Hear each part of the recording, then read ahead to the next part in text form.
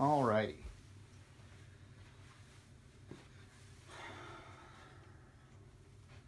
That doesn't do too much weird stuff on the live stream. The camera always does better with a little more lighting. So welcome everybody. We've got a whole slew of folks here finally doing the live thing, but I'm going to try to talk to this camera as much as possible since it's the one recording. So something that I would like to incorporate starting at band camp, and I might just start doing it at the beginning of all these live feed stuff, is the clapping. So I'm just going to set it at 60, which I think is pretty doable even if you've not done it before. And the idea is to put your forearms together, and each clap you do, try to get your fingers as far out as you can and come in with a nice forceful loud clap. So we're going to do like 400 claps, which is 100 counts of 16th notes. So we put it at 60 and try to make it all the way through 100 counts. I don't know how fast we're going to do this at band camp. If we just do it at 60, that would be fine. But if everybody's ready for a little bit more than that, that would be great too. But the whole point is just to kind of every day try to get through 100 counts and strengthen these fast twitch muscles, and that's definitely going to help with stuff like tap pyramid and that kind of thing. So, and the basic strokes exercise we're doing. All right, so let's get started. After 8.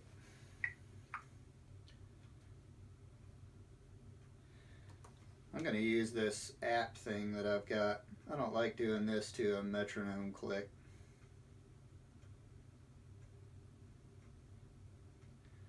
Why is this happening?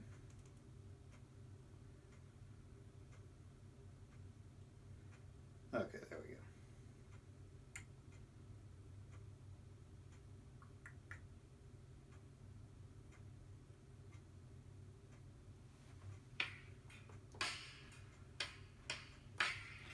One, two, three, four.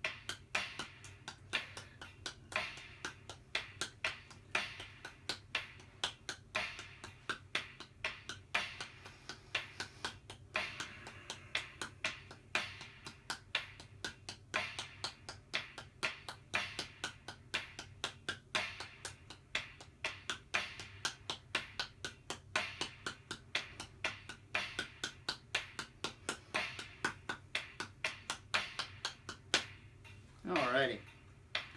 I think the shirt I'm wearing is like constricting my blood vessels or something, because I've been doing it faster than that, and that was way harder than it has been. So, but yeah, you know, you'll want to see if you can maintain that loud sound all the way through. Everybody enjoy that?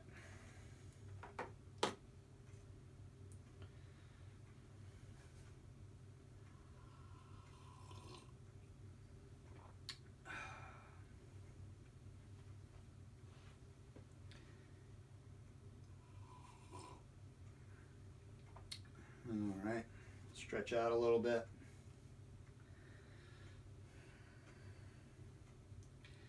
went on a run this morning and it's nice and humid and warmer. So I'm pretty toast from an energy level standpoint.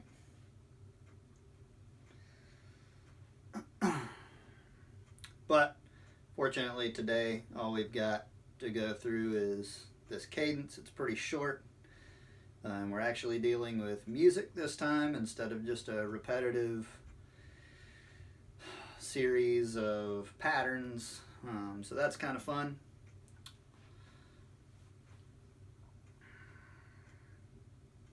So if you'll notice on the schedule of these rehearsals, if we do take them all the way through the summer, assuming that band camp's going to start when it usually does, I think there's like the whole last month is just bass drum rehearsals.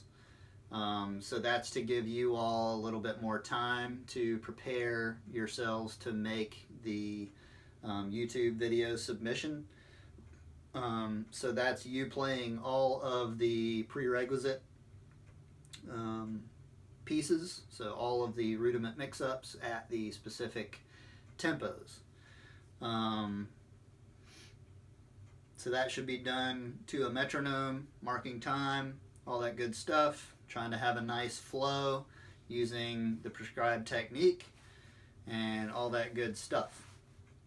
So just a reminder that just because you can play those at those tempos doesn't mean that you're necessarily going to be on the line, other than the people that I've already said like have immunity or whatever, but obviously those people still need to do the assignment.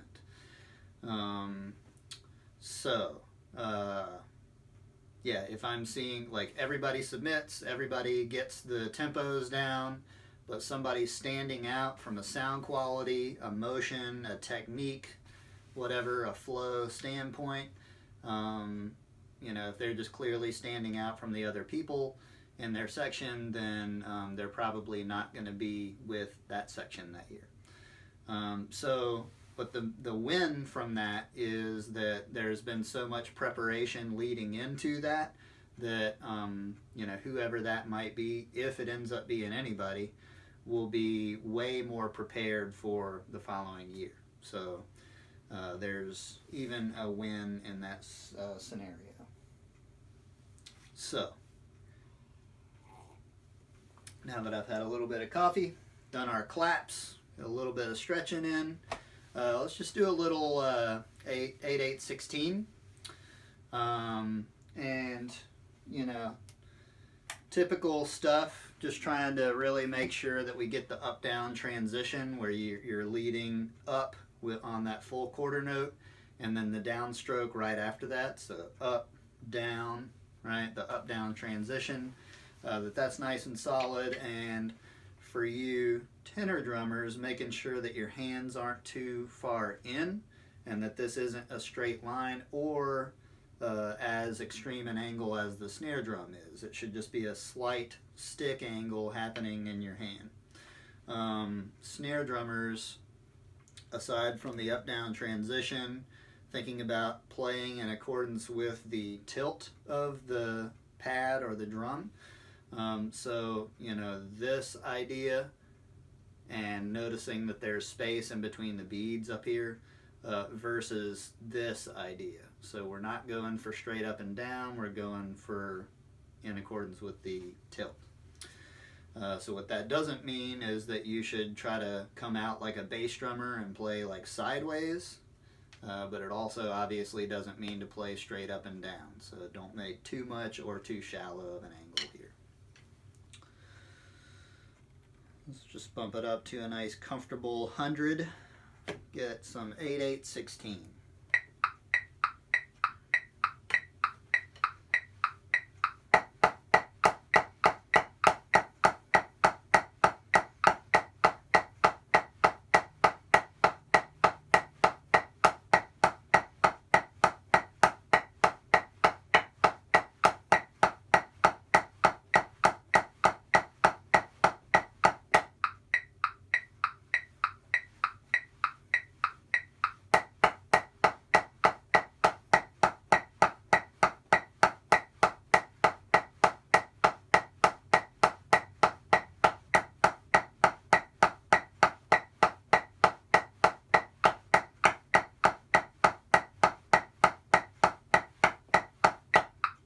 Alrighty. So another thing is to make sure that the non-playing hand not only stays down, but that the angles and the finger positions and all that are where they should be. So sometimes it's tempting when you're playing with one hand, even though this one's down, you might be coming at it from under with the thumb on top, and then as soon as you start playing, you switch back to like a normal technique. So you just want to make sure that your playing position is constant and not kind of fluctuating depending on whether or not you're playing on that hand. There was something else in there, but we'll continue. Same thing. And let's crescendo each hand now.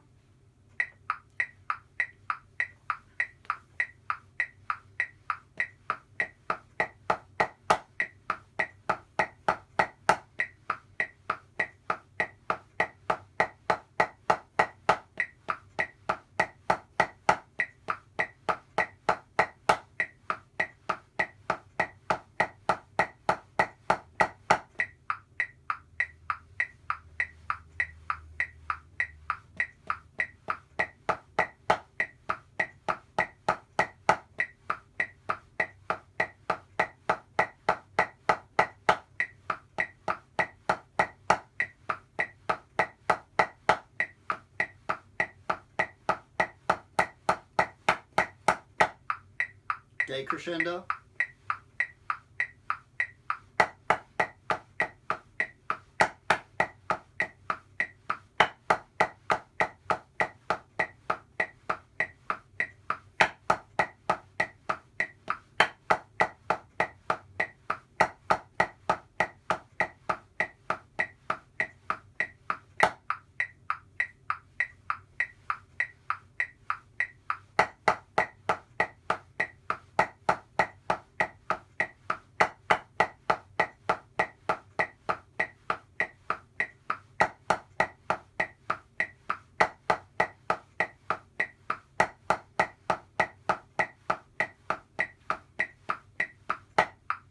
Crescendo right hand, decrescendo left hand.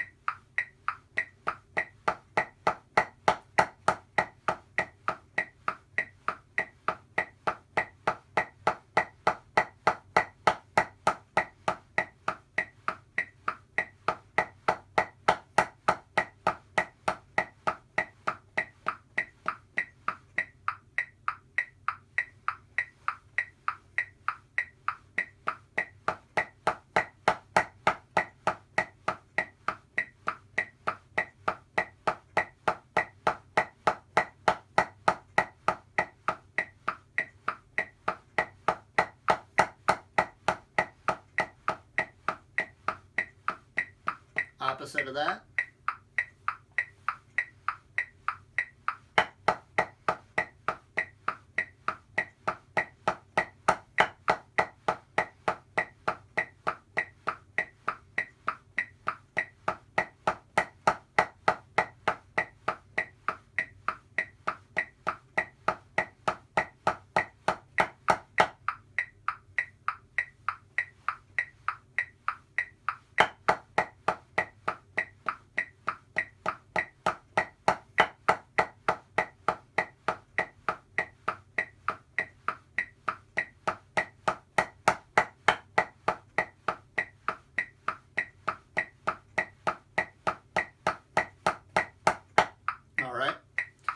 So something to look for mechanically and all that stuff is as you crescendo with one hand, make sure that your playing position with the other isn't creeping up. That's a big tendency. And another is when you start doing the decrescendo, crescendo stuff is folks start taking out the full quarter note prep. So you, an easy way for me to kind of figure it out is like, okay, the hand that decrescendos, that's the one that I need to do a quarter note prep at the end of this one, at the end of this one's crescendo, right? And then when you switch it, just the opposite hand does that quarter note prep, because if you're crescendoing, you're starting low, you don't need to do that quarter note prep. So the quarter note prep generally only should occur from mezzo forte and up. when you're in like the mezzo piano and the piano and pianissimo and all that, it's not as big of a deal. So, yeah, let's get now just some fortissimo now that we're a little bit more warmed up. And remember that you get the quarter note prep. Don't prep too high. Don't prep higher than you're going to play all the other notes. And then as soon as your hand comes down to play that first note, you leave it down, and every other note is a wrist turn with maybe a slight little natural lift, but you're not trying to like pump the arm for every single note. A little faster.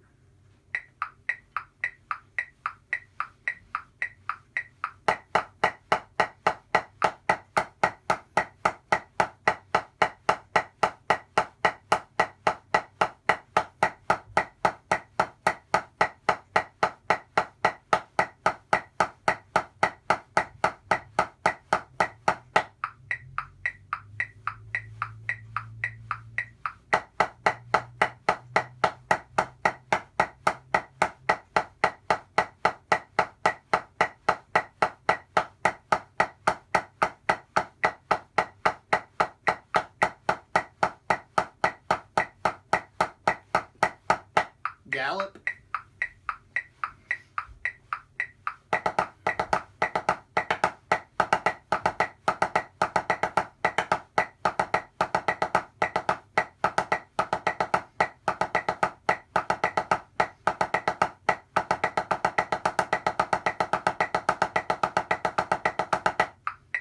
Off the left hand.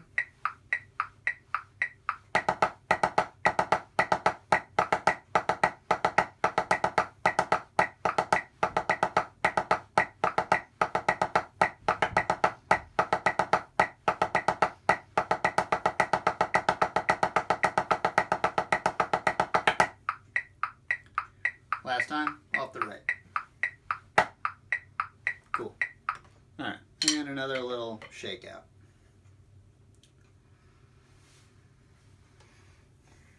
Okay, we're going to up the tempo a little bit and play whatever it is. I forgot what letter it is. I think maybe it's G on the basic exercise sheet. It's the running 16th notes at the bottom, not flams, but the one right before that. So we're going to do it fortissimo, and then we're going to decrescendo and crescendo and play it soft and off the right and the left and all that. So we got a few different little variations we can do with it. Alright, so first, leading each time we do it, we're going to switch which hand we start with. Okay, so the first time it'll be starting with the right hand, second time with the left. When we start high in the quarter note prep, you're just going to lead the other hand with whichever hand is starting. So if you're starting with the right hand, you lead with the right. If you're starting with the left hand, you lead with the left. But they both basically come up at the same time. Dig it, dig it, dig it, dig it down.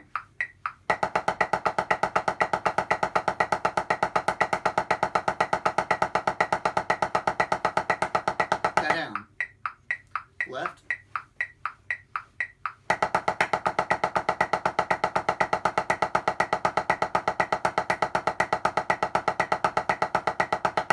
Crescendo.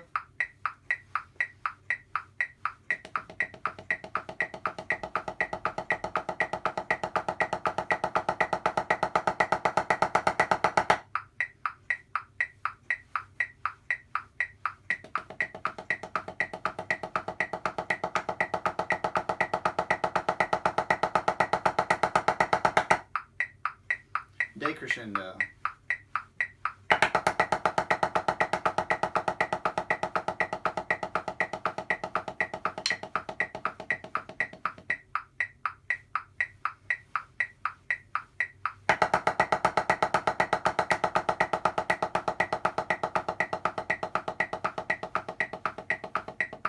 Soft.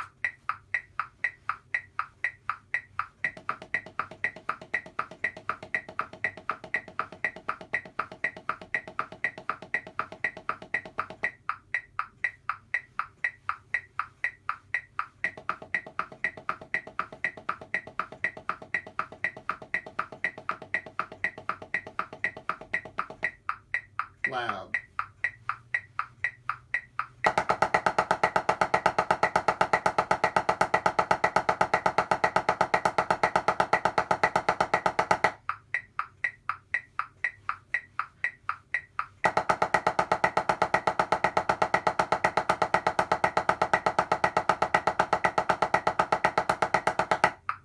Last time. Alright. Got something going on in the chat here. Alrighty. Yeah, just a little lag or something going on. Cool. So, anybody want to get in some reps of basic strokes or capital spree or any of that stuff just to kind of review? And if so, on basic strokes, tell me what tempo you're comfortable doing it at. I'm not going to break it down. I would just play through it once or twice. Or we can just get started on Rock Warbler.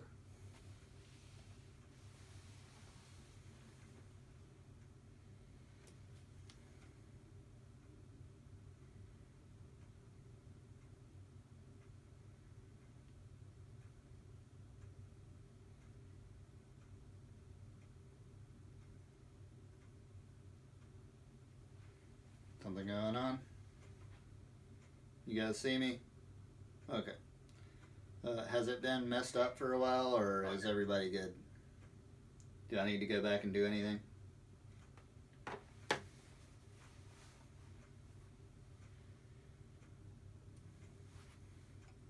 Alrighty. Capital spree. So what tempo is good?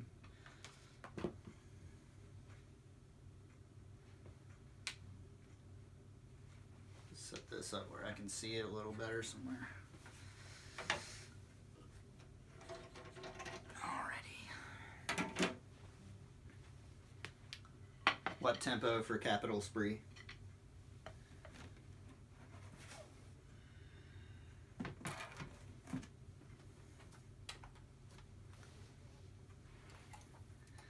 Is 100 not good with anybody?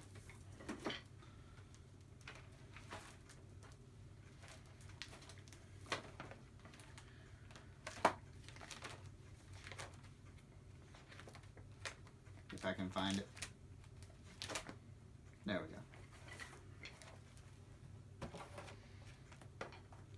we go. Sweet. Alright, capital spree 100. Just gonna play it down a couple times. Y'all can still see my sticks enough.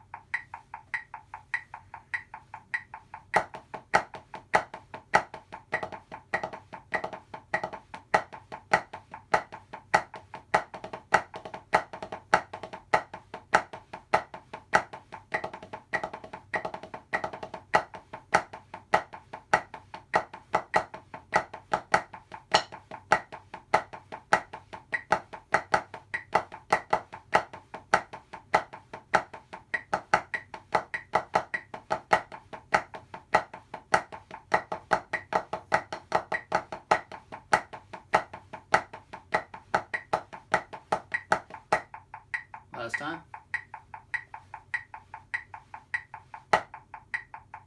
Cool. Make sense to everybody? Anybody confused? Need to break anything down? Hopefully not.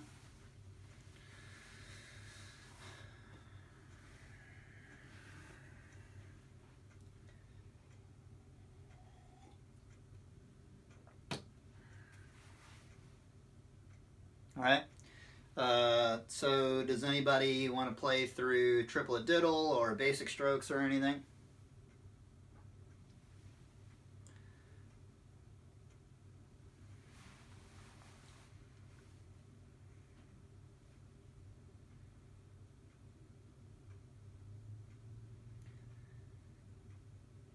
While I wait for responses, if you did say one of those, tell me like a tempo that you would prefer it.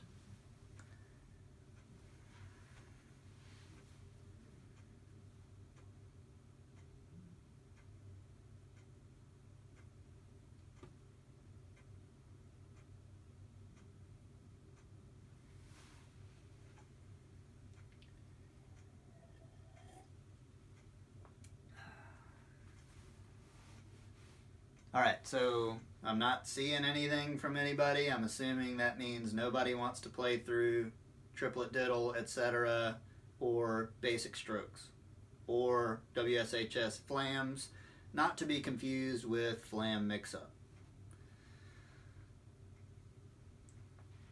If we just want to get into rock warbler, shoot me a thumbs up.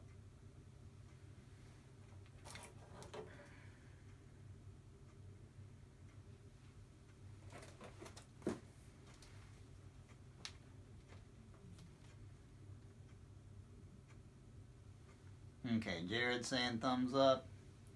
Ethan is some kind of duck thing or something. All right, good. Sweet. Well, that's good. Hopefully that means that everybody's comfortable with those. Hopefully it doesn't mean that that it's the opposite, where you wouldn't get anything out of it. So if it's the latter, and you just aren't comfortable enough to do a run of it, then, lay down the gauntlet. Time to get to work and go back and maybe even rewatch some of the old videos where I do break that down. Okay. So, to this point, we've been kind of able to do snares and tenors together because it's all the same rhythms and all that kind of stuff, just with a few little drum notes to the tenors. Here, it's obviously you guys have different parts, so that's kind of cool. Let's just start with the tenors, and we're just going to go through A.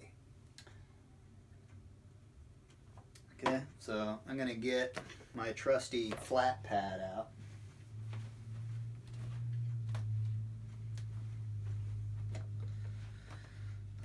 See, I'm so lazy, I just bought a bunch of different pads so that I could just switch them like that. So, alright, so some things to point out are obviously dynamics. Y'all know I'm huge on specific dynamics. So even though you're not a bass drummer, it might make sense for all of you, snares and tenors, to get like a highlighter out and maybe even use different colors to highlight different things. So like yellow to highlight dynamic markings, like a green to highlight like tenutos, or red for accents, or just whatever system you want to come up with, like blue for watch that grace note, like a grace note that you tend to miss or something, and just really go through and whatever you need to do to try to catch all the little details. We've got piano mezzo forte with tenutos starting off. So halfway between piano and mezzo forte is going to be mezzo piano. So those tenutos are going to be at like a mezzo piano height, right?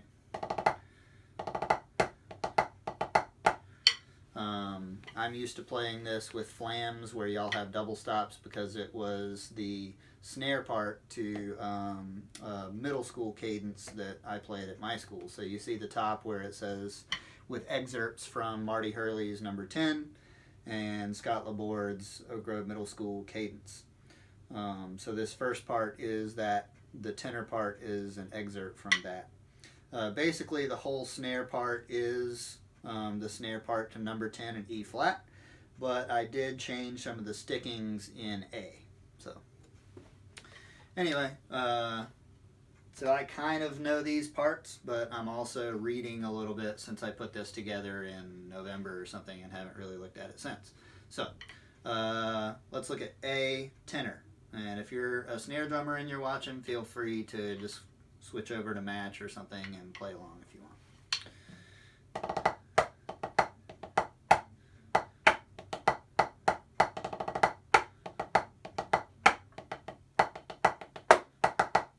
Okay, and then we'll end with a left hand fortissimo on drum 2 at B.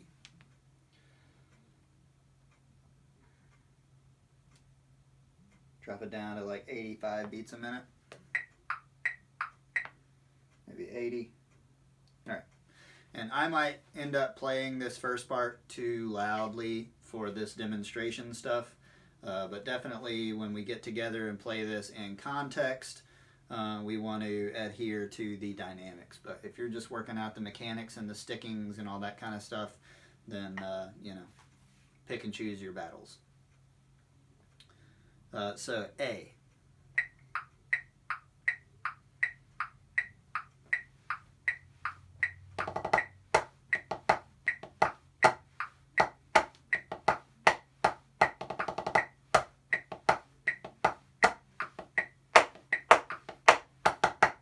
Left, 3, 1, 2, ready, go.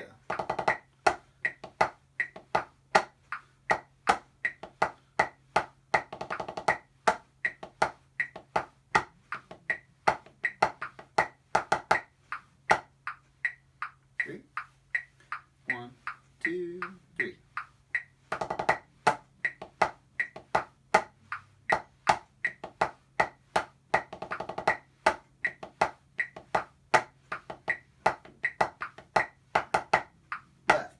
So some things to point out are the rim shots in that last measure are only forte.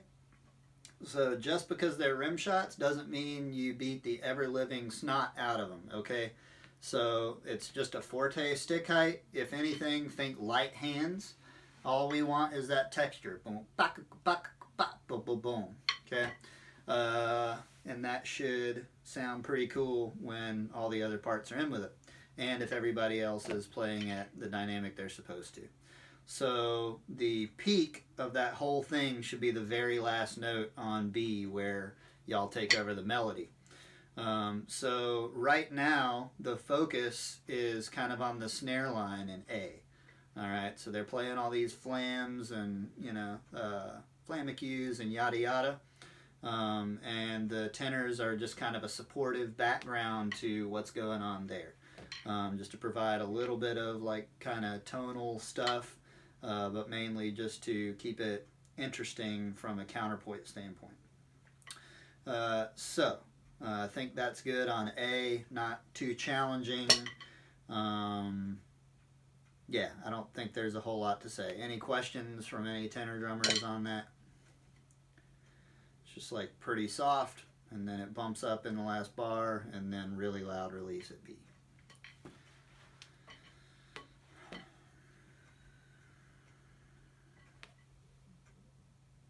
Alright, Jared's good. So let's switch over to the snares.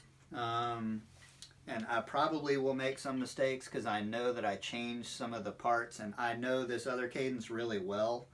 So I apologize if I get any of these stickings mixed up. Okay? So as I play this snare part, tenors, if you want to play along with your part, then you can kind of hear how it should fit in. So something to point out on the first bar of A, we're probably going to have to actually break this down bar by bar or a little bit smaller chunks, just because there's a lot more in there. In the first bar, that and of 1 should float into the E of 2. So don't hold that down, float it.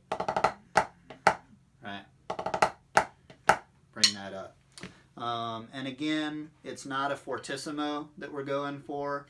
So it is like loud, but it's not like as loud as you can possibly play it. So it's just nice and relaxed, not trying to kill the drum, just trying to get a nice, solid, good, big sound. Okay. So we got,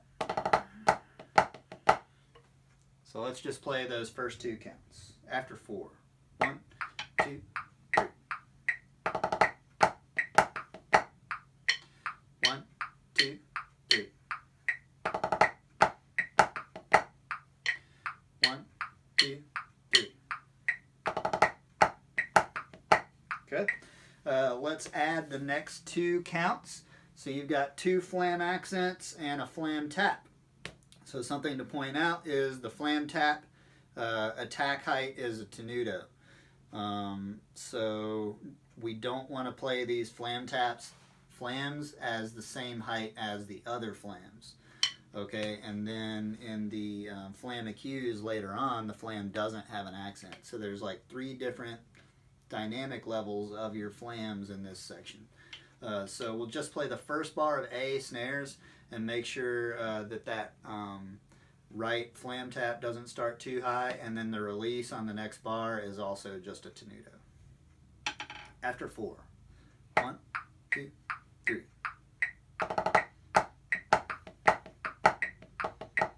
2, 3.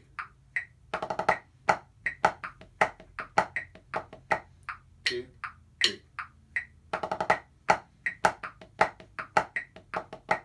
2, 3.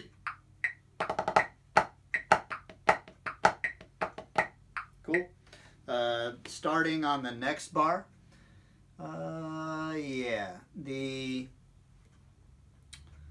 So looking at the second bar of A, snares and tenors, that last count where you've got the tenuto roll body, we're going to try that. And if y'all get that pretty successfully and everybody's matching, then we're going to attempt to change it to a crescendo, crescendo the diddles from piano to your accent height. So right now we're just sticking with a, or for tenors, but I'd like to change it to and, right? So, but we're just going to keep with this right now to try and get a nice beefy roll sound. So, yeah, biggest thing for snares in this second bar of A is the various heights of the flams, and making sure we get tenutos on that roll body and end with an accent. So just that bar. After 4. 1, 2, 3, 4. 2, 3.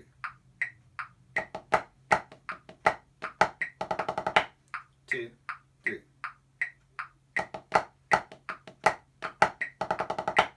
2, 3. Cool. So hopefully you guys kind of hear and see how the different levels should be in that bar. So now let's back up and play 2 bars. So the first 2 bars of A with the pickups. After 4. 1, 2, 3.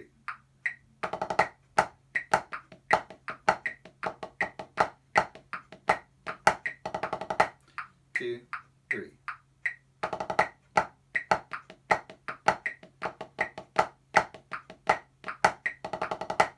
2, 3.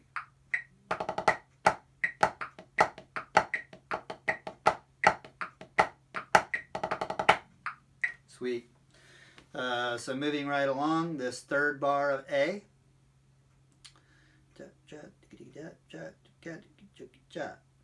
Same kind of things to point out. Just the various heights of the flams. Don't overplay tenutos. Don't put any inflection on the unaccented stuff. And get the roll body up to a medium height. So let's do that third bar of A snares. do a full count pickup. So it'll be 1, 2, 3. Right, after 3, you come in with that tap roll. Noting that the downbeat of the tap roll is unaccented. 1, 2, 3. 2, 3.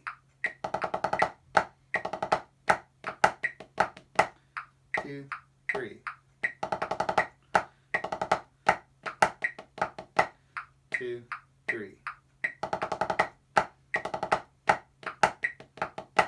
Okay, so you'll see something that I'm doing is on the third count of that third bar, the where you have that left hand accent, float it to the next left hand tenuto. So you got that right double in between.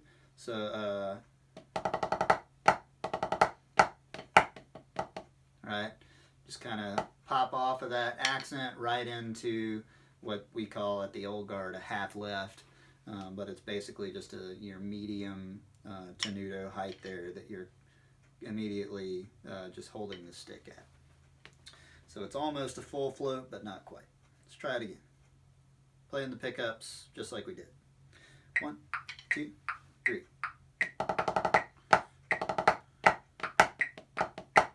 2, 3.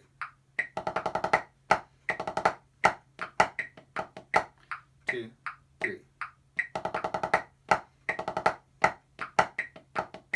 Okay, next bar, got a couple of flam paradiddles and a tap flam accent. So pretty easy. Again, don't overplay these shots at the very end. Just play them at the same level you've been playing the rest of the accents. The fourth bar at A snares. 1, 2, 3.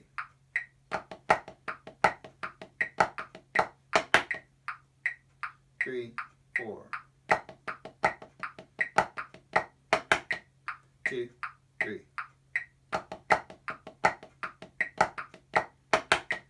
2, 3. 2, 3.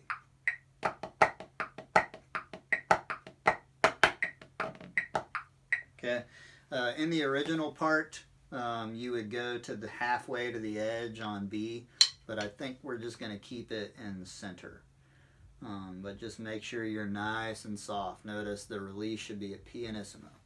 Okay, so now let's back up one bar and play the pickups to the third and fourth bar of A. We're putting both of those bars together now. Sorry, after 4. 1, 2, 3.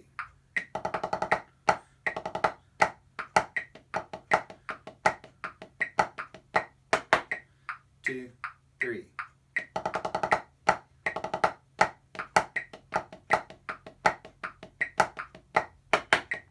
2, 3.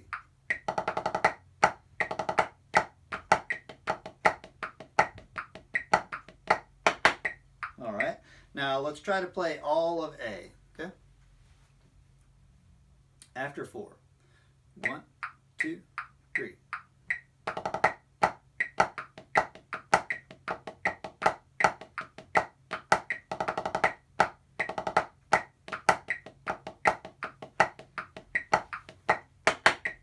2, 3.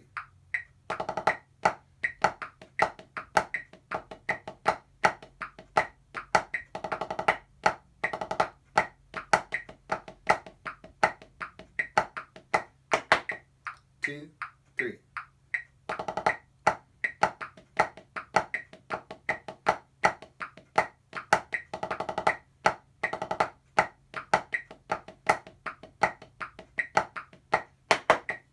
Sweet.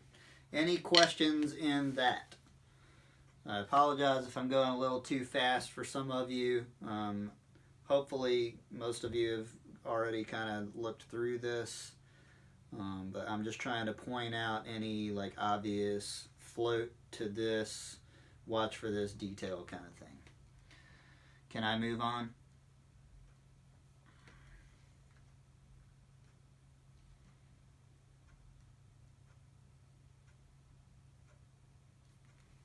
All right. Sweet. I was waiting for a snare drummer to say good. Okay, so now tenors, I'm going to skip B just because it's so easy, and I think you guys kind of know what that is. But if you want, look at it. I am going to go over it, but I want to go over the snare part first while we're with snares. So again, we're going to keep this in the center, but just make sure that it's super soft. And see if there's anything to point out.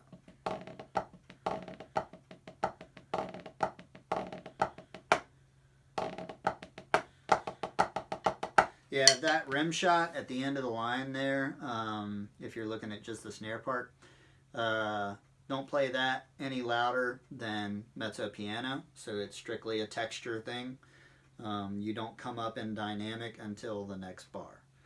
And even then, the accent height only goes to mezzo forte. So let's play the first two bars at B snares. You can play the pickup if you want, but make sure it's only forte, not as loud as you possibly can play it. After 4. 1, 2, 3, 4.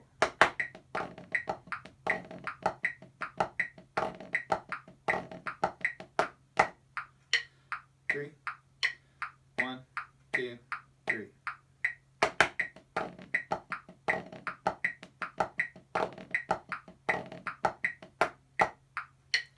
Three. 1, 2, 3.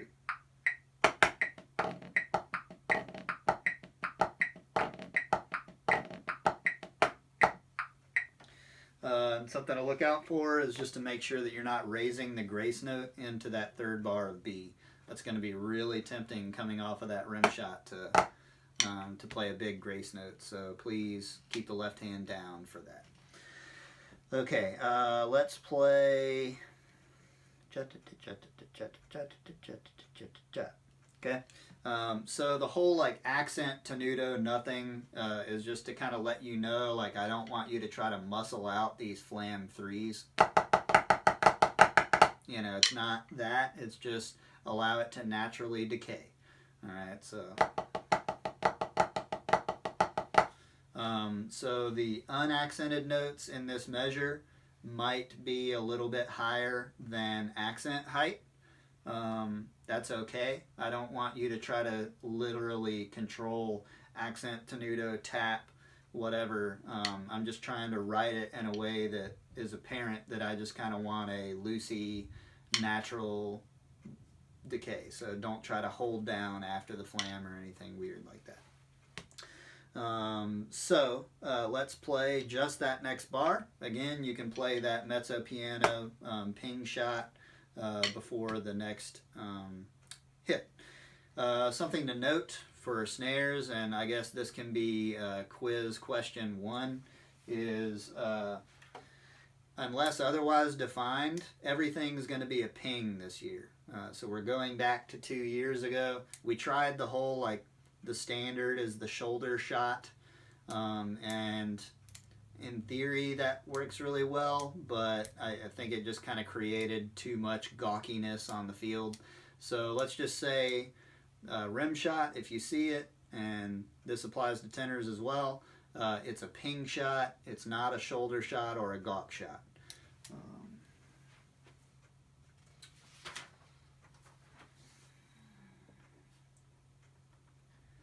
So it's like a Michael Scott ping. Cool. Cool. So let's play that upbeat ping shot into the third bar of B snares. Mezzo piano ping into not grace note lifted mezzo forte flam.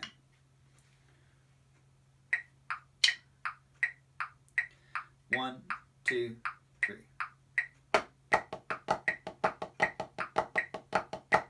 Two, 3.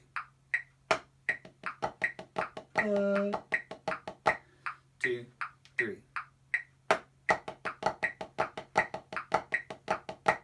2, 3. Okay, and now the next bar, same kind of idea.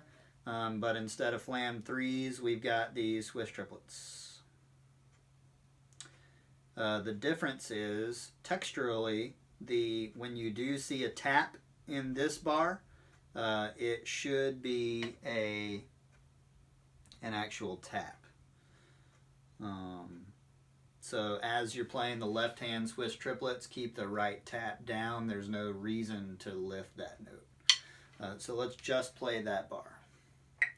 2, 3. 2, 3. 1, 2, 3. 2, 3.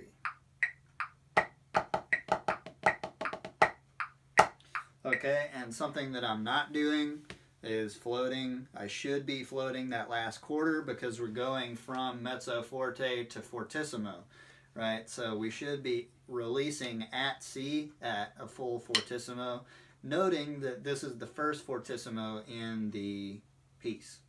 So we got a nice mezzo forte, relax.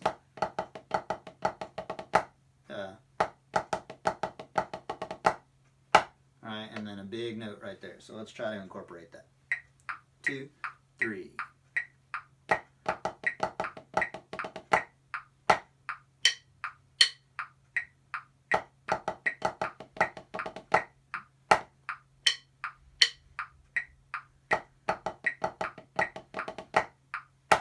Cool.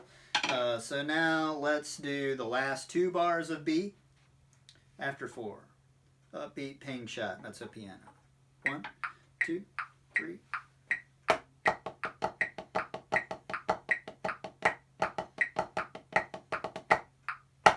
2, 3.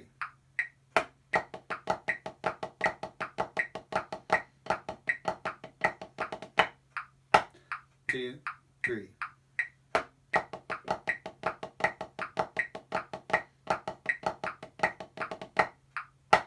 Alrighty.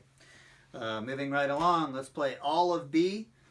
Snares play the pickups, noting that it is only forte for these rim shot pickups. After 4. 1, 2, 3.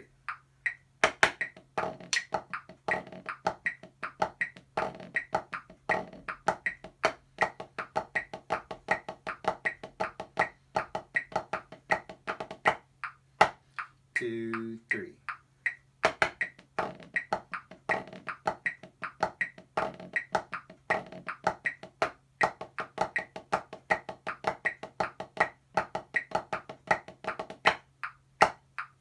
All right, now let's go back and review A. So we're just going to play A a few times for the snares.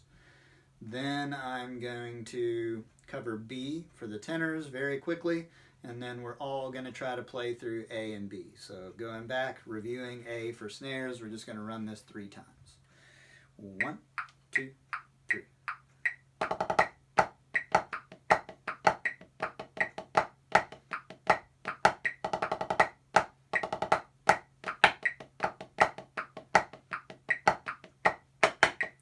2, 3.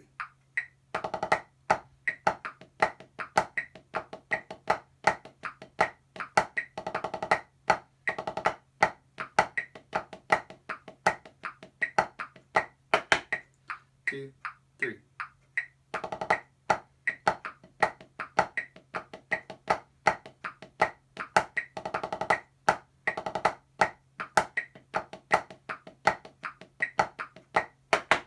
Alrighty, so now tenors, let's just quickly play through B just to make sure we cover our bases.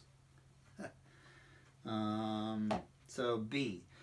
Big thing is the left hand stays on the left side of the tenors, the right hand stays on the right side through this whole section. It is all fortissimo,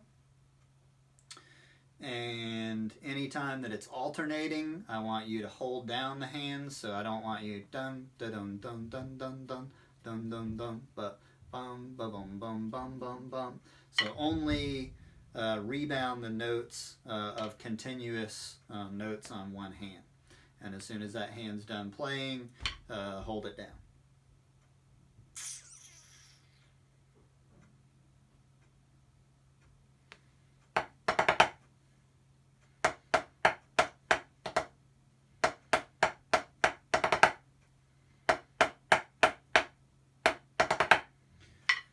The only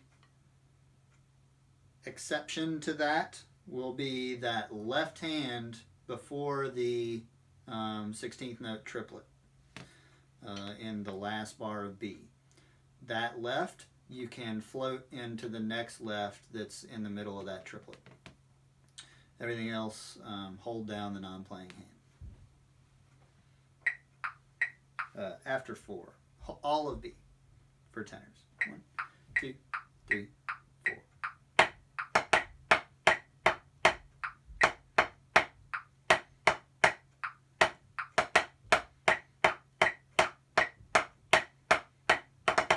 Oops. And let's play beat 3 and 4 of that last bar. So gum diggity gum, gum diggity gum, and make sure that we're playing the correct sticking, unlike what I just did. Just those 2 counts. 1, 2, 3, 4.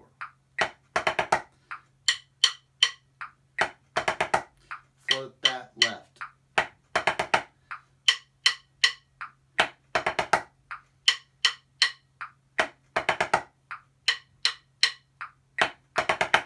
Okay, now let's play just that last measure of B, holding the hands down whenever you're supposed to prior to that, and then floating that left into that triplet. 1, 2, 3, 4. 1, 2, ready, play.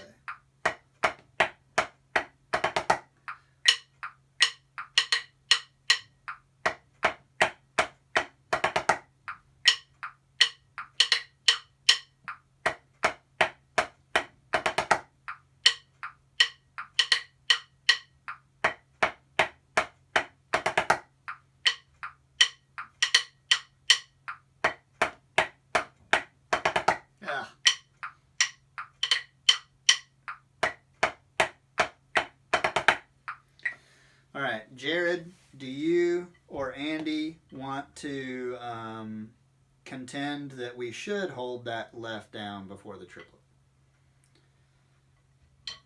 If you want to hold it down, we'll hold it down. If you want to float it, we'll float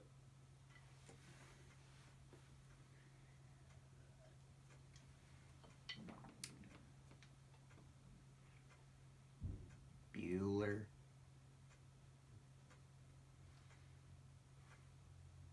Hold it down. Okay, so we're not going to float that. So everything in this section, for consistency's sake, is just going to be held down, except for those repeating those repeated eighth notes.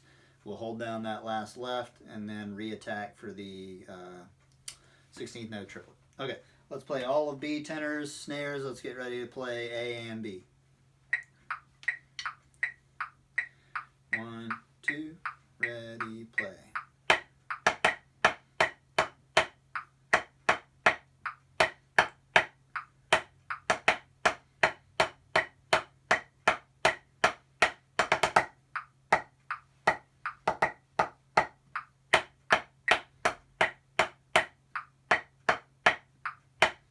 Sorry for the rhythm.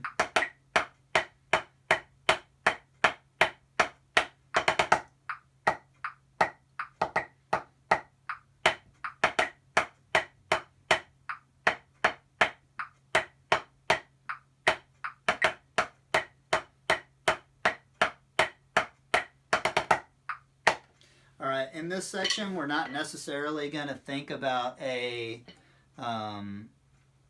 we're not going to try to think about a quarter note prep for any of these notes. If anything, we'll probably do an eighth prep just to keep it consistent from count to count and measure to measure. Trying to mix the eighth note prep in with quarter note prep and all that might get a little fuzzy. So we'll just say, an eighth note prior to when you play is when that's probably what you're going to naturally do anyway. So now tenors, let's go back and play A just to review. 2, 3.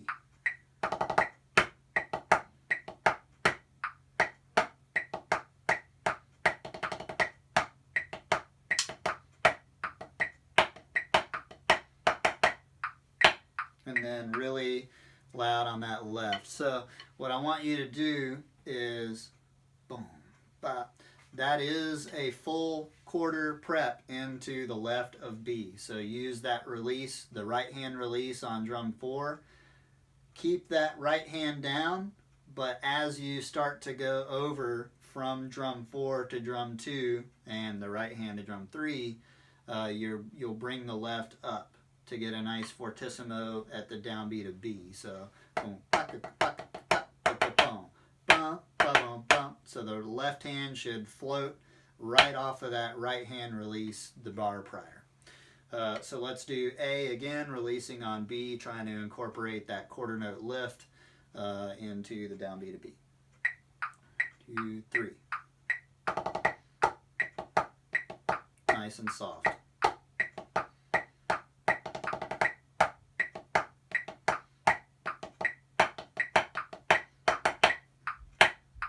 Cool?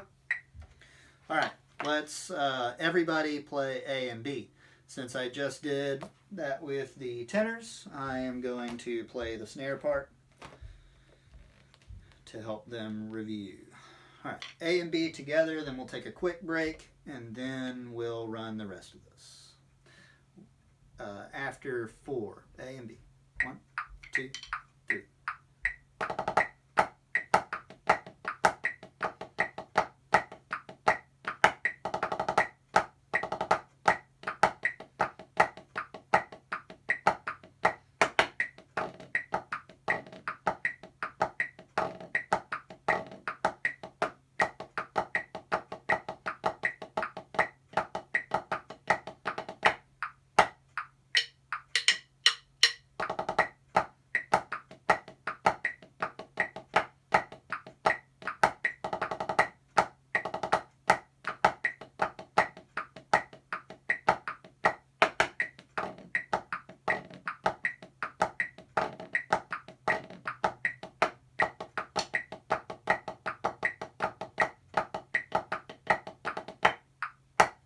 Alrighty.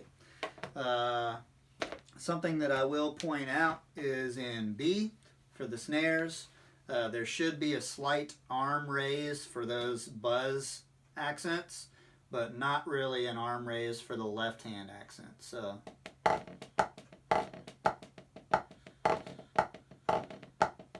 we're just trying to get a little more mass behind those buzz strokes. Are there any questions from anybody on A and B of Rock Warbler?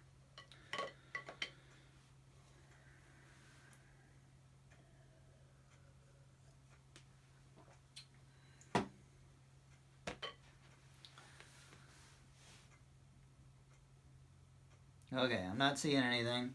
So we're going to take a quick break. I'm going to come back. We'll do C and D.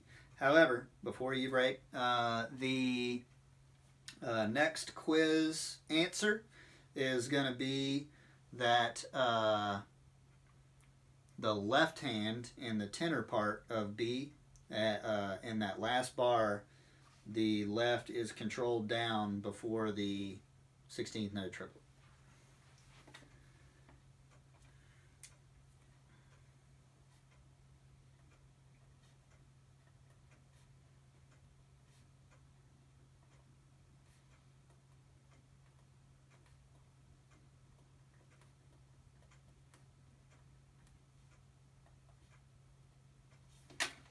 Alrighty, see you guys in a minute.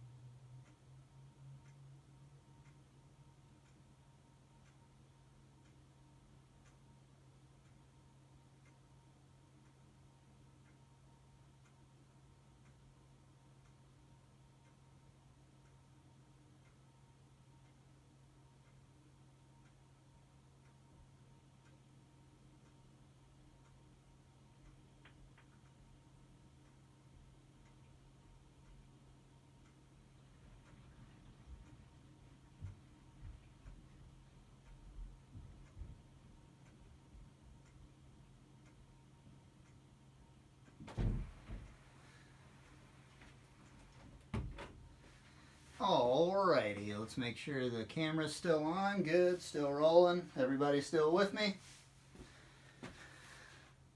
Alright, and just so y'all know, the people that I'm tracking that are here in the chat and are participating and everything, you don't have to tell me the answers to the quiz stuff. So I already know that you're here.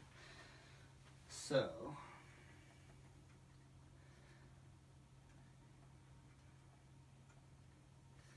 write something down real quick and we'll get going.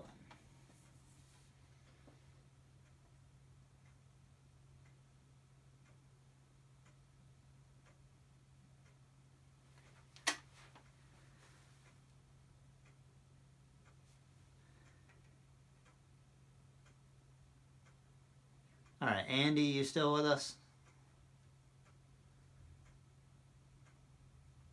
I think so. It says we got 7 people in here.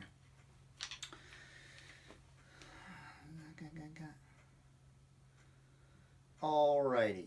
So, in this last, in C, in the C section, I might go back and forth between snares and tenors because this is a snare as a call and response kind of thing. So up to this point, this whole deal's kind of been about the snares, and then in B, the tenors take it over, and then in C, it's kind of a back and forth call and response, and then D, everybody's just kind of in it to win it all together. So, snares at C, this is nice and beefy. I didn't have to write tenutos over the rolls because I set the tap height at mezzo forte. So this is fortissimo and mezzo forte. All right, so nice and beefy on all of it.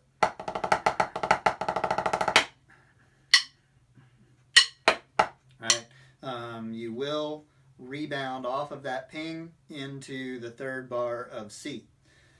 So I'm not going to break this down too much. There's not really a whole lot to talk about other than that rebound aspect, and I want y'all to loosen up on these stick clicks. I don't want it to be like what we would typically call white. We want to add some soul into this. So let's do snares, 2 bars at C. Andy, are you still with us? After 4, snares. 3, 4.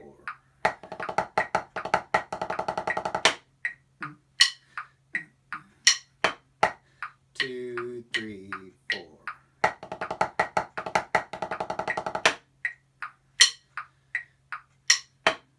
Cool. Any questions?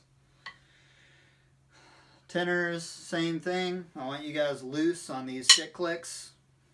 The right is going to go up and the left kind of goes down a little bit, so it's pretty obvious with the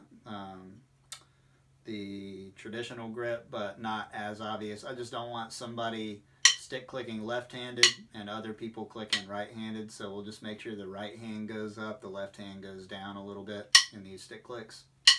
Okay. So loosen up on the stick clicks, and same thing, the tap height is nice and beefy, mezzo forte, and the accent height is fortissimo. So then you've got 1, 2, 3, 4. On the triplet, we don't want to slow it down and we don't want to speed it up. We want to keep it right in tempo.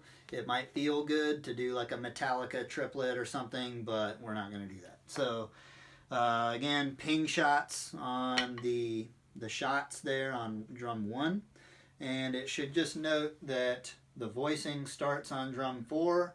Every 2 notes goes up the drum to the right, and then as soon as the right hand goes to drum 3, the left hand goes back to 2, leaving your hands open to then play that rim shot figure on drum 1. So don't take the left hand over to drum 3, because then you would have to do like a weird crossover thing or something. So as soon as your right hand gets to 3, the left hand goes over to 2. All right. So let's play that. 2 bars at C. snares, you can play along if you want. After 4, 1, 2, 3, 4. Does get that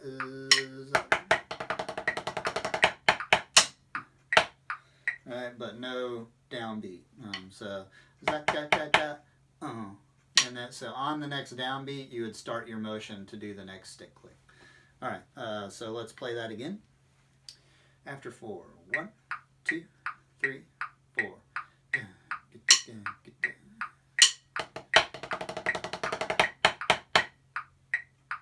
Sorry, I keep doing a motion to play. Let's try it again. 3, 4. Move, move, move. 2, 3, 4. Move, click, move, click. Move. 2, 3, 4. Move, click, move, click. Move. Okay, so don't do what I'm doing and faking that next attack. Alrighty, so then snares, the next bar is the same as the first, so I'm not going to go over that. Just note that the bar after that, there is no upbeat ping shot. So you would actually keep the left hand in playing position after that last stick click. Left hand immediately goes to playing position, and the right hand does as well, but quarter note prep into the next downbeat. So 1, 2, 3, 4, boom. Cool. Now the tenors have 2 stick clicks. 1, 2, 3, 4, boom.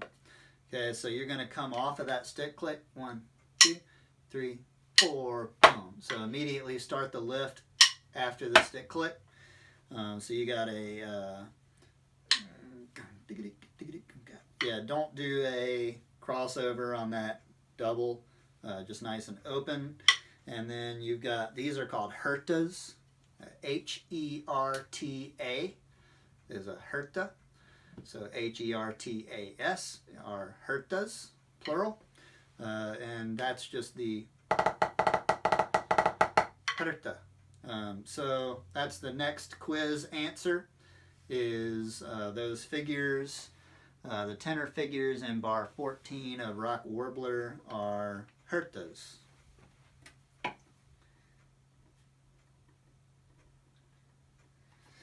Alrighty. So you got and you do have a rim shot on the drum 2. And note that there are accents and taps, but the taps are still at mezzo forte. So even though they're taps, they are still somewhat beefy.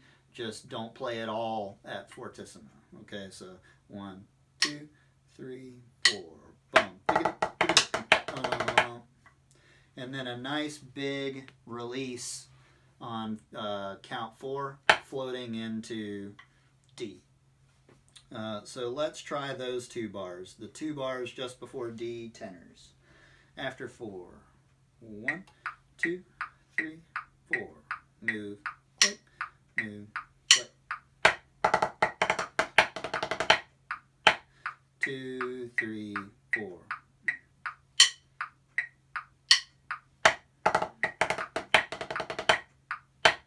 2, 3, 4. 1, 2.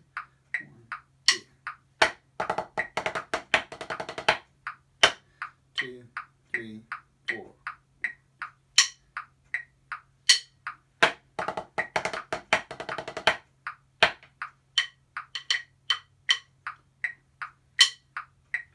Prep. Cool.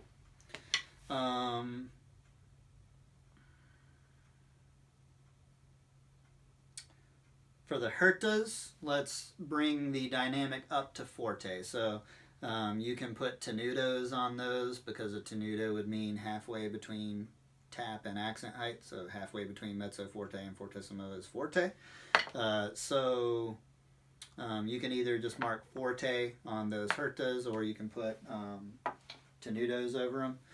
So I do want those played a little bit louder than the mezzo forte tap height, but not as loud as the accents around them. So let's try that. The last two bars of C, tenors. 1, 2, 3, 4. 2, 3, 4. 1, 2, 3, 4.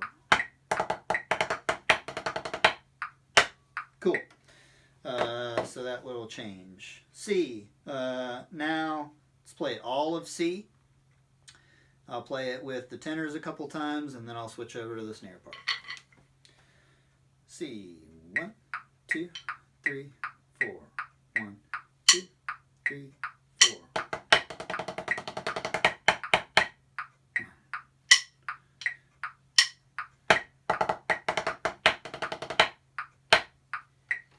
Again. 1, 2, 3, 4. 1, 2, 3, 4. 1, 2, 3, 4. Okay. Now I'll switch over to the snares. However, I just want the tenors to know that rim shot on beat 3 of that last bar that we just played. I do want that and beat 4 to be really loud. Okay, so that's all you guys. That's maybe one rim shot where I might not get onto you if you overplay it, but I might. Just make sure it's a ping shot. Don't play it as a golf shot. Okay. C. All of C now. I'm going to play the snare part. 1, 2, 3, 4.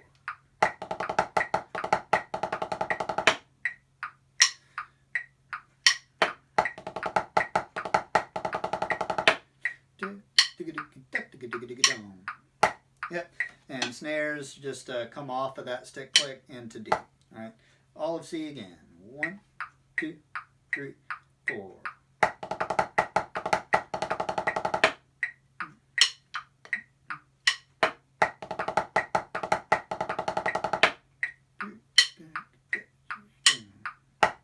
Cool.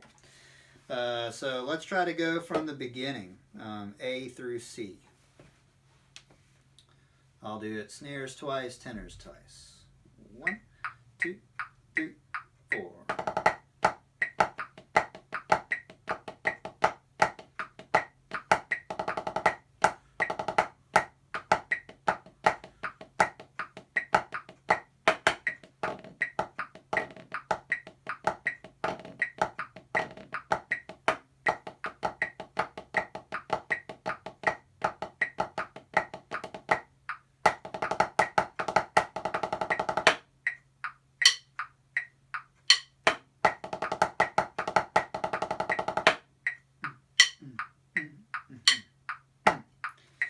Three. 1, 2, 3.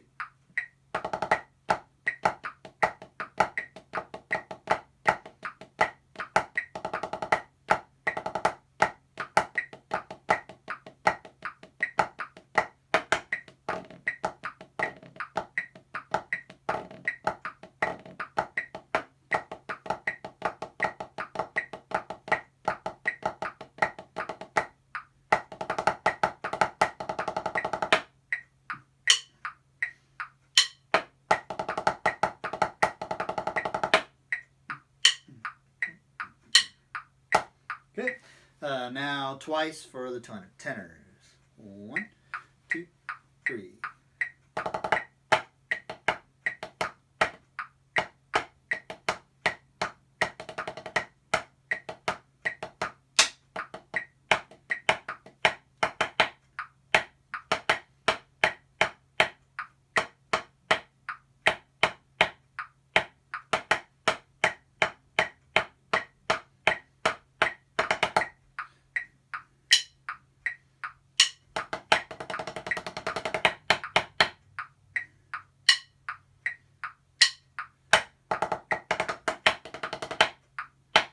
Two, 3. 1, 2, 3.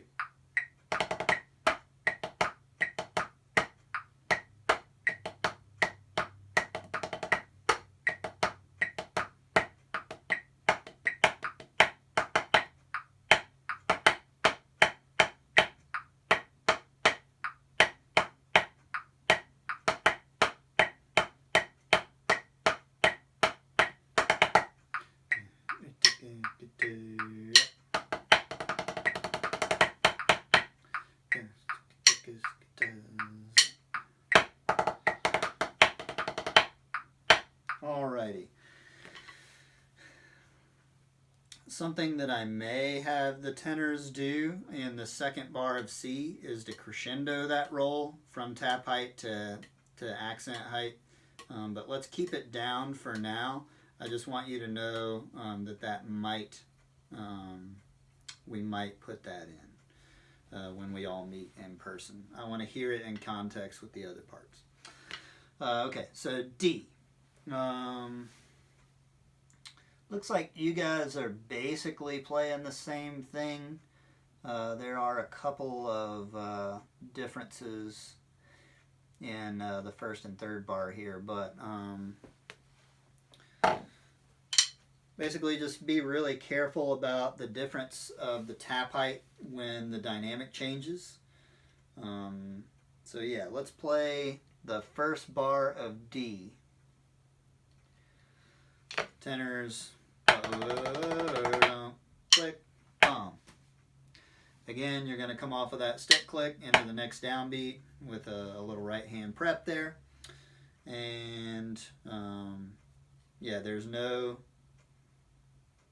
shape to this. We're not going to crescendo this roll for sure. It's just going to be fortissimo, mezzo forte, release fortissimo, click, prep into the next one. Snares, same thing. It's all flat across, fortissimo accents, mezzo forte, roll body. So let's play the first bar of D. I'll play the snare part. After 4. 1, 2, 3, 4. 2, 3, 4. 2, 3, 4. Okay, tenors, I'll play your part. 1, 2, 3, 4. 2, 3, 4. 2, 3, 4. All right. Now let's play the first 2.5 counts of the next bar. So just roll and then play the first 3. The first triplet, I mean. Release on that left hand. 1, 2, 3, 4. 1, 2, 3, 4. So that triplet is nice and beefy. Fortissimo, mezzo forte. Okay, and then make sure you're controlling your hands immediately off of that left accent down into playing position. 1, 2, 3, 4. Okay. Tenors, same thing. You've just got voicing. 1, 2, 1, and 3. And ending from that 3 drum onto the 2. So let's just tenors. 1, 2, 3, 4. 1, 2, 3, 4.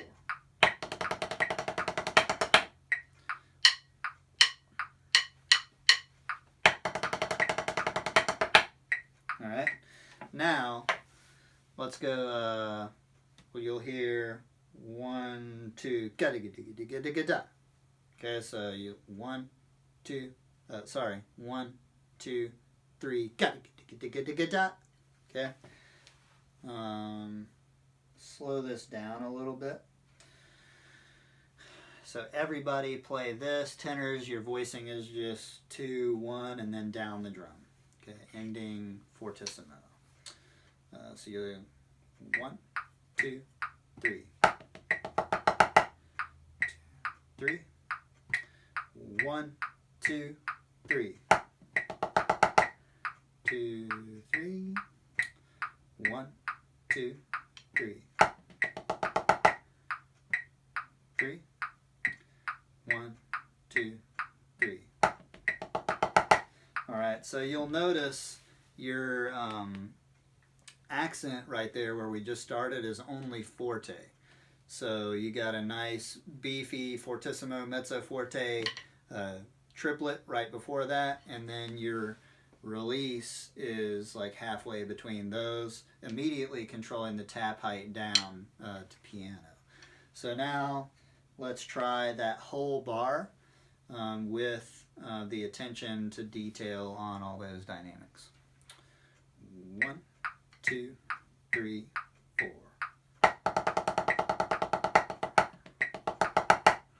2, 3, 4.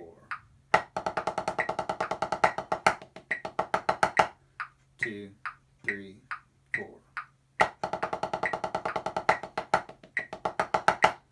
2, 3, 4. 2, 3, 4.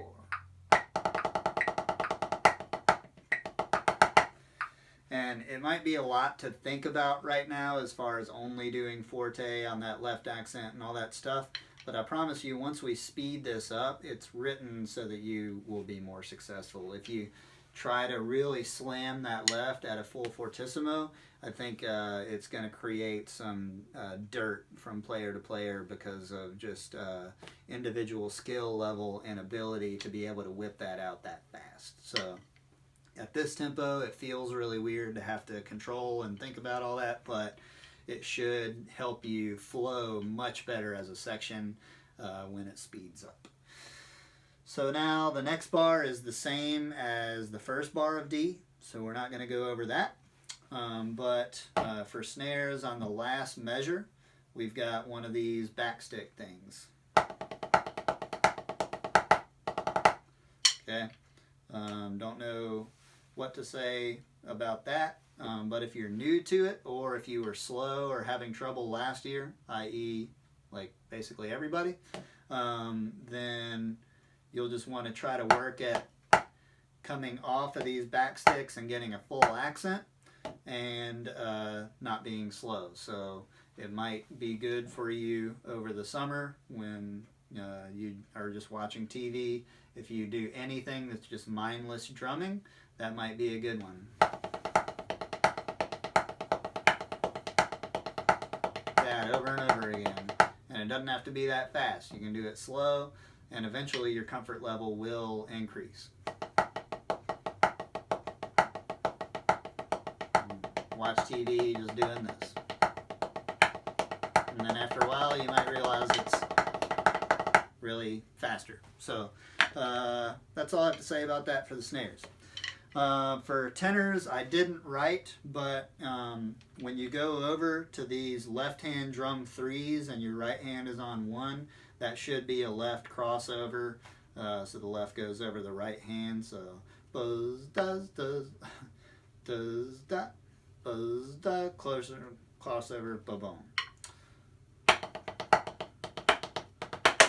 And then the non-crossovers are just going down the drum on the left side. Buzz, shot, cross, 2, cross, 4, 4. Shot, 2, 4, cross. Alright, so let's try that bar slowly. 1, 2, 3, 4. 2, 3, 4.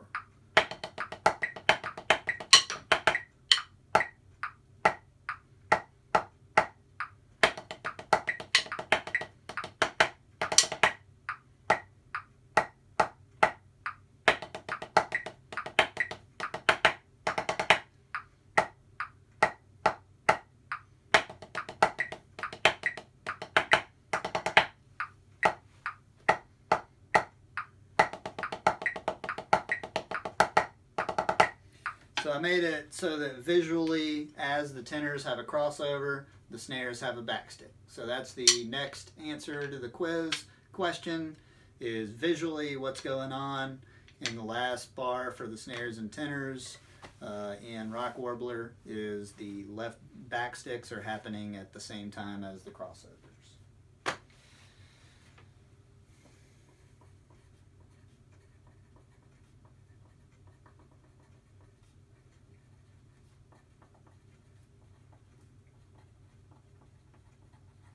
Okay, So now let's play all of D, and then I'm going to play through this whole thing, the snare part a couple times and the tenor part a couple times, and I'm going to bump up the tempo a little bit as well. So yeah, play all of D and to review, and then we'll go back and do some of that. D, 1, 2, 1, 2, ready, play.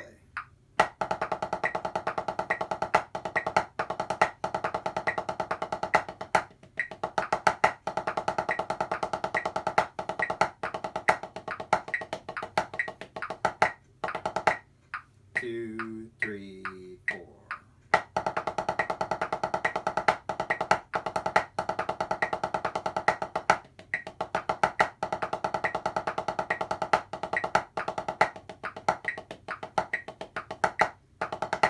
Okay, so something to point out to the snare drummers is the last eighth note of bar 17, right before the last measure.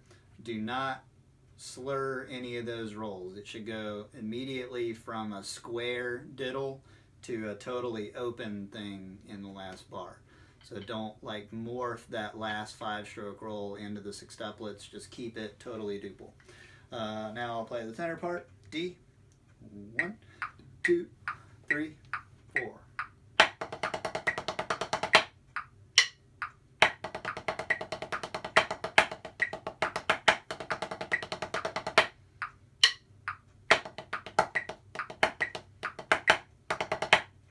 Two, three, four.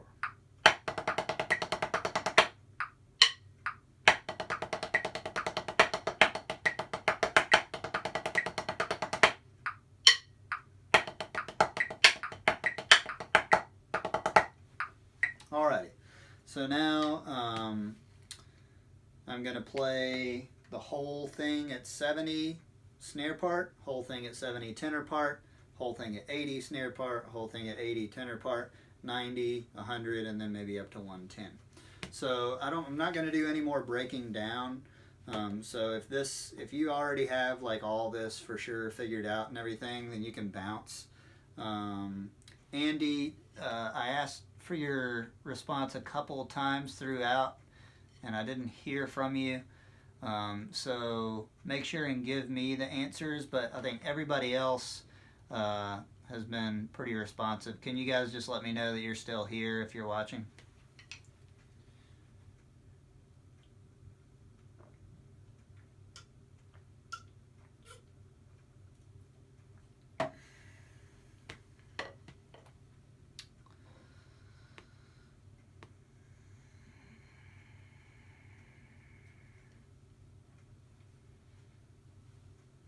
Ethan, you still around?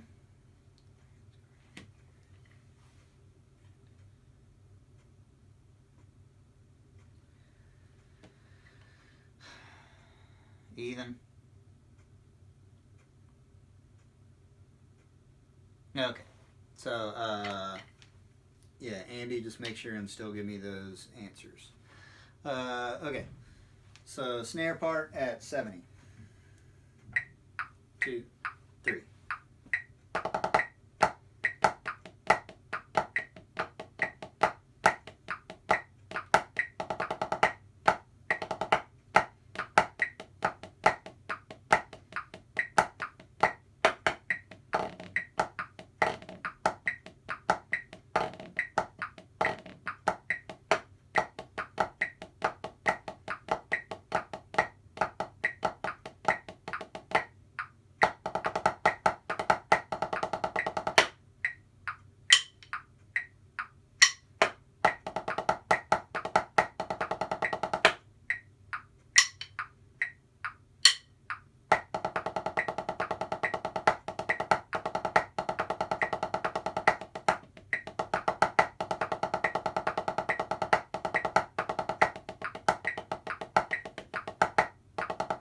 And then you would go back to A, and it just kind of goes on a loop.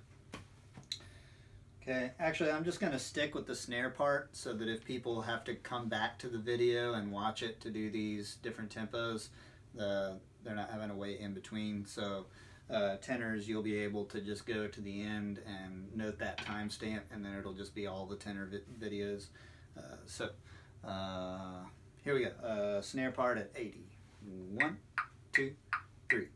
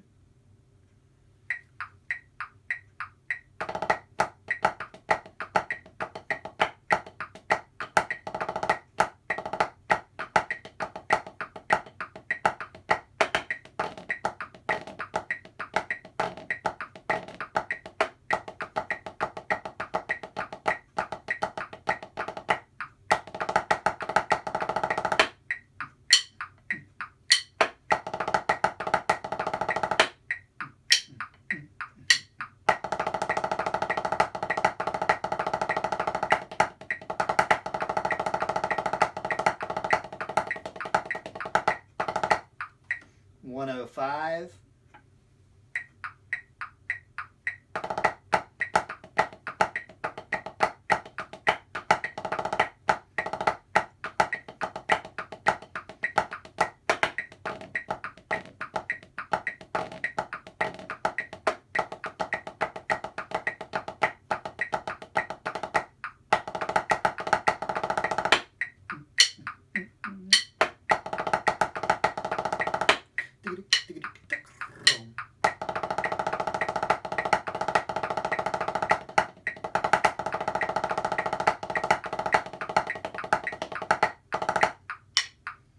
And 110. And I'm going to play it twice through, so I will take the repeat. 1, 2, 3.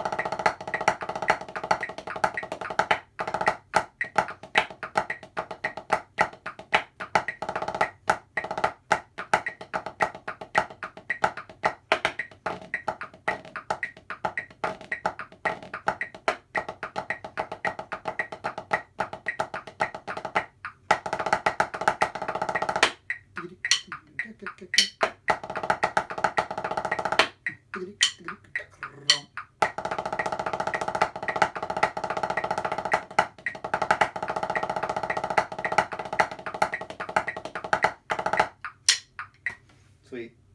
All right, snares, any questions before you guys can bounce?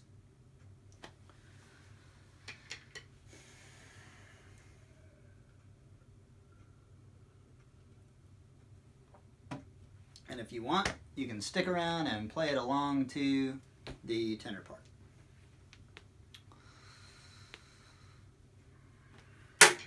Oops. Alright, looks good. 70 beats a minute. Tenors. I'm not going to try to do the different voicings and stuff just because that's kind of a waste of my mental energy, and since it's not actually on like tenors, I don't think it's going to help you out that much. But just make sure that you can play the rhythms, the stickings, the rudiments, all that kind of stuff, and know the voicings so that when we get in person, it's not just completely foreign. You might want to just assign a different part on your pad to, imagine a small set of tenors there, so that you can get used to kind of moving the hands around. And on these crossovers, just do what I was doing maybe in fake, or like put a pillow there or something so that you're actually physically doing a crossover, but you're not, trying to be silly like I was doing and clicking my sticks and stuff. So back down to 70. After 4, all of the tenor part.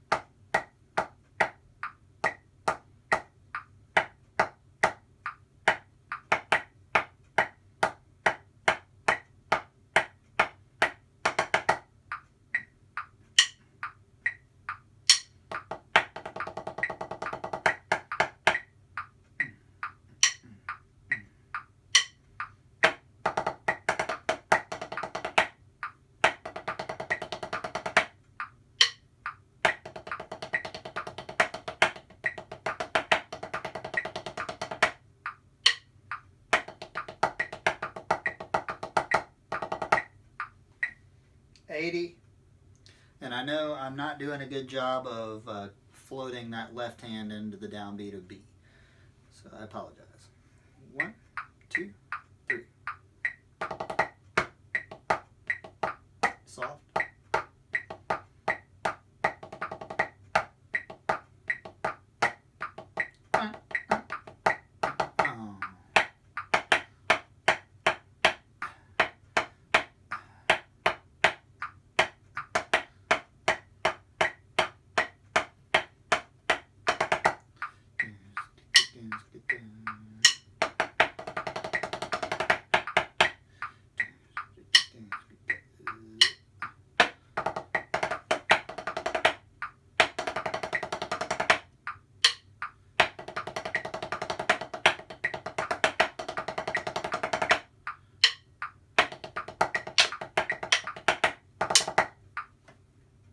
Maybe I will do the voicings. Try and hit that one on the crossover. 90.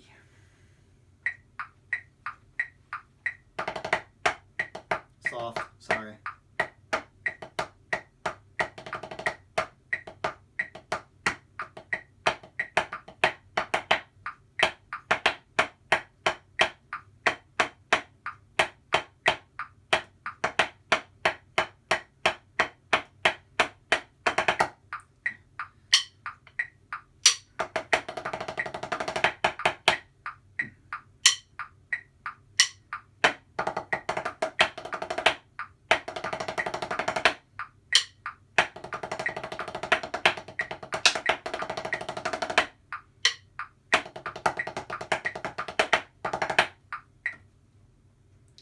Jared, as it gets faster, that left hand is getting a little harder to control, the bar before C. So be thinking about it this time through, and I'll ask you again if you want to hold that verdict or you want to float it. Off after 4. 1, 2, 3.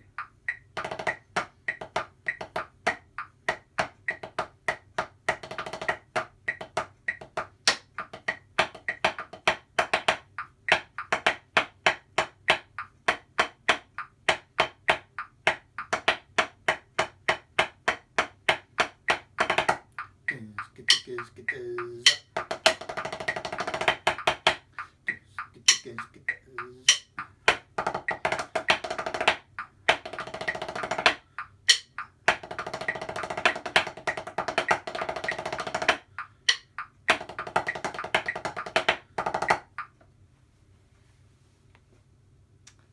want to float it?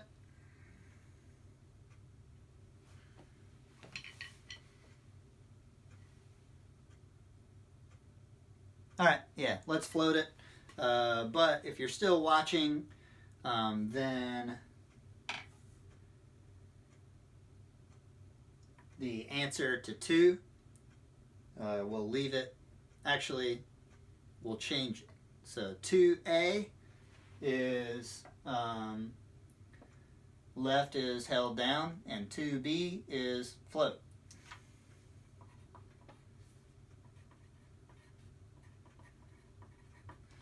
Since we defined it and then changed it. So, alrighty, 105. After 4. 1, 2, 3.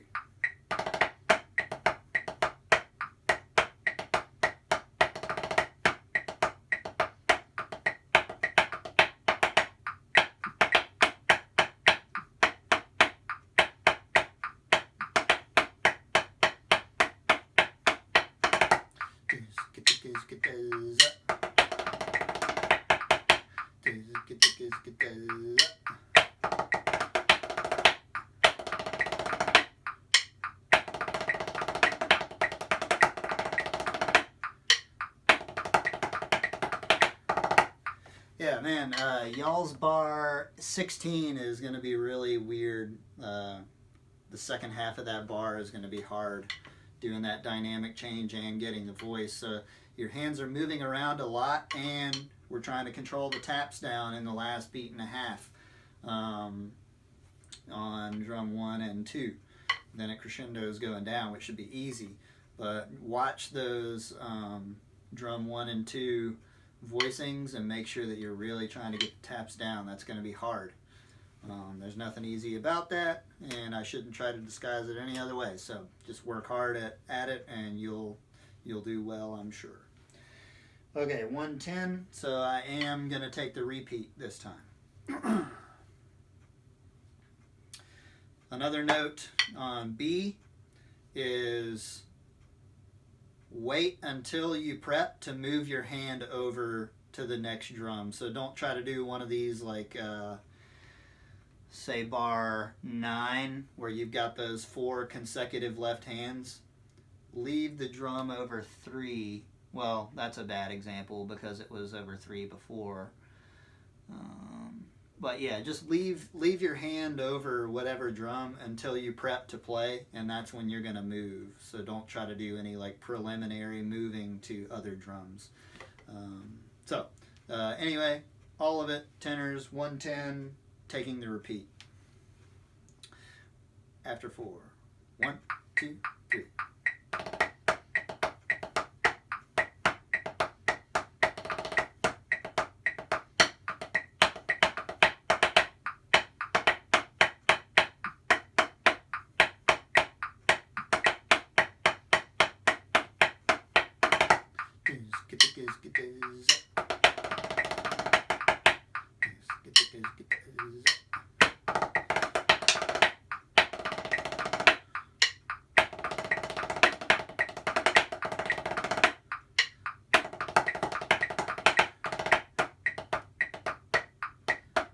The softer.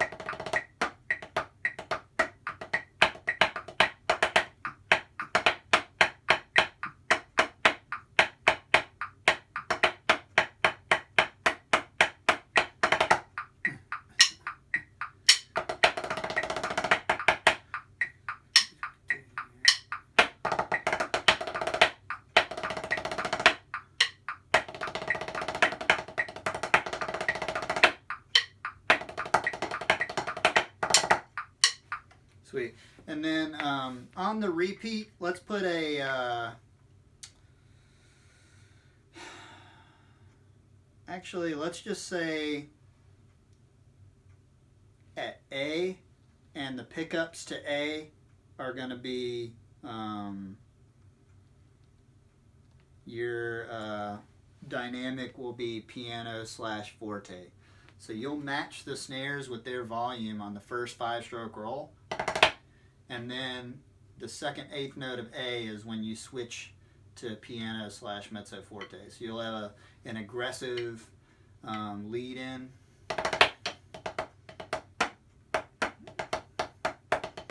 So that way, when we do it on a loop, you're not going to have to change. So you can be nice and aggressive coming after those crossovers in the last bar, aggressive 5, and then change the dynamic.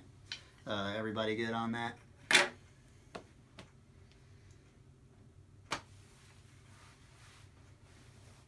Sweet.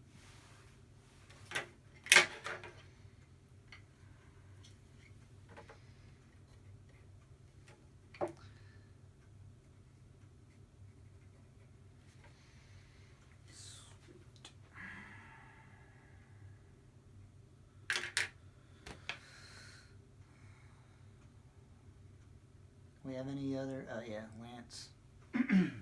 So who are we missing from tenors? Andy was here, but yeah. Alrighty. Well, thanks for tuning in. Sorry, whoa, we went way over time. All these playthroughs took a while. So anyway, thanks for sticking with it. Sorry it went so long. I'll try to pay you guys back somewhere else. Y'all take care.